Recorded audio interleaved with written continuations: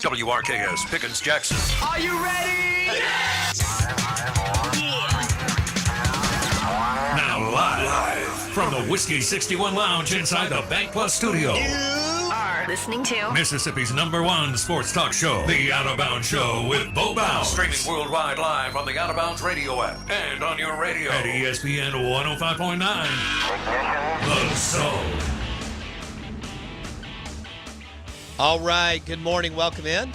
The show is brought to you by, the Out of Bounds Show on ESPN 105.9 The Zone. It's brought to you by the Great Steaks and Four Roses Bourbon at Kessler Prime in the Renaissance. Visit KesslerPrime.com to make a reservation.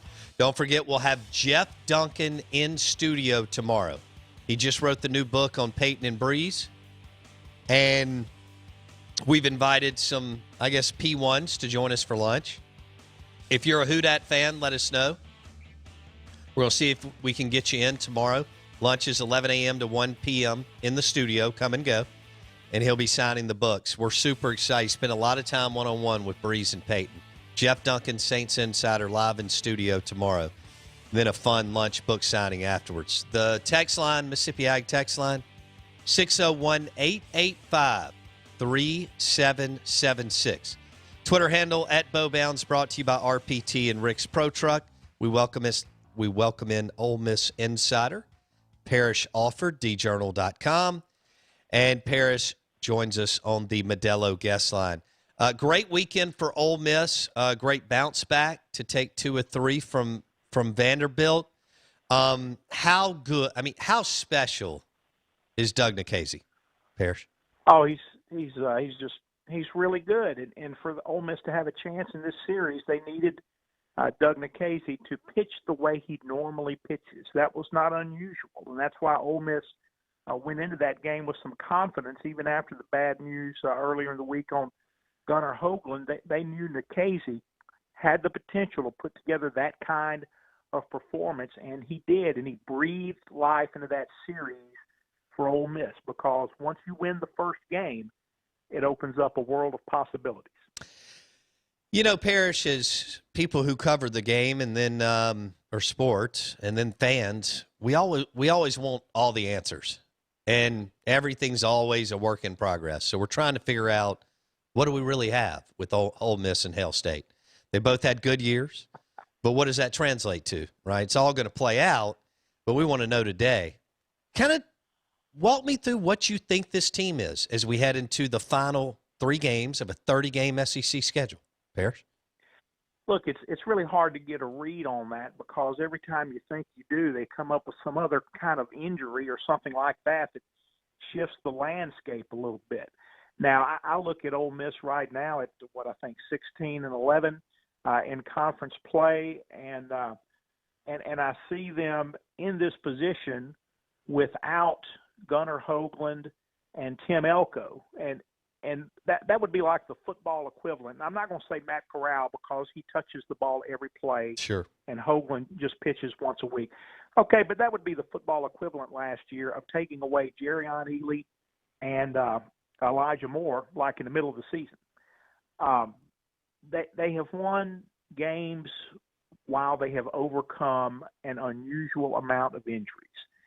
And Hoagland, of course, was just last week, but you had him, but in essence, he missed 2 starts. He was scratched for a start and then lasted 23 pitches against A&M. You don't take guys like that out of your lineup, Elko and Hoagland, and not feel it. And there have been others along the way. So they have managed to win, but while winning, there still have been, it's like they've left things on the table. They've left games on the table that they could have won. It's unusual to see an Ole Miss team get to the 9th SEC series before winning a swing game. Yeah. Before winning that decisive game 3 on Sunday.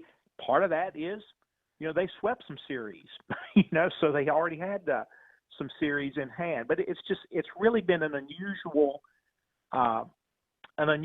team, a hard team to get a read on. But the offense has been pretty good, and it won the series for him yesterday. God, how good is Jacob Gonzalez?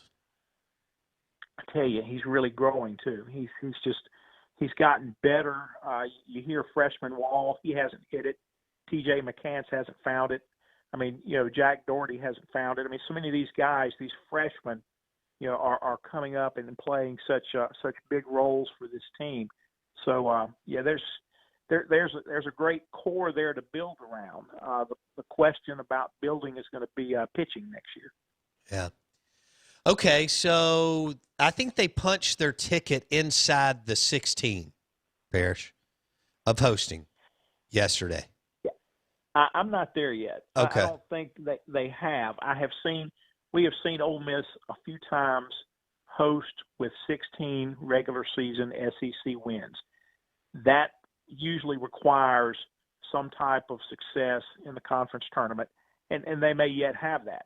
I think if they win one in Georgia and they get to 17 and they guarantee themselves of at least 17 and 13 in the regular season, I think that would secure a regional host spot at 17 and 13. I think if you finish 16 and 14, if something happens and you get swept at Georgia and then you don't perform well in Hoover, then yes, you have this wonderful weekend against Vanderbilt. But in the big picture, you would reach that stage of here's the selection show, and you've just lost a series to Georgia, lost one to A&M right before Vanderbilt, and then didn't do well in the conference tournament. I think if they win one at Georgia and get to 17 and 13, I think that secures them as a regional host. Okay. And any shot at a national? I guess as long as the conference tournament comes into play, I guess maybe. But I just think I think the ship has sailed on that one. We'll see. I mean, you got 16 wins. You go in and sweep. You got 19. Right. That's right. So there's always. I think it's a slim possibility. They're going to have to win a lot of games. Parrish Alford, djournal.com, Ole Miss Insider. He's got a great Facebook page, Ole Miss Discussion with Parrish Alford, constantly uploading and good, fresh new content on a daily basis. Parrish joins us on the Modelo guest line. Ole Miss will head to Georgia this weekend to play it out, and then to Hoover. Do you think that Bianco will stick with Nikhazy, Diamond, McDaniel, Parrish? I do. I think that's what he's going with. We haven't seen anyone else get SEC starting opportunities like those guys. I think if for some reason it wasn't one of them, then it would be maybe something like start those relievers and maybe go 3-3-3 and include those guys in the mix somewhere.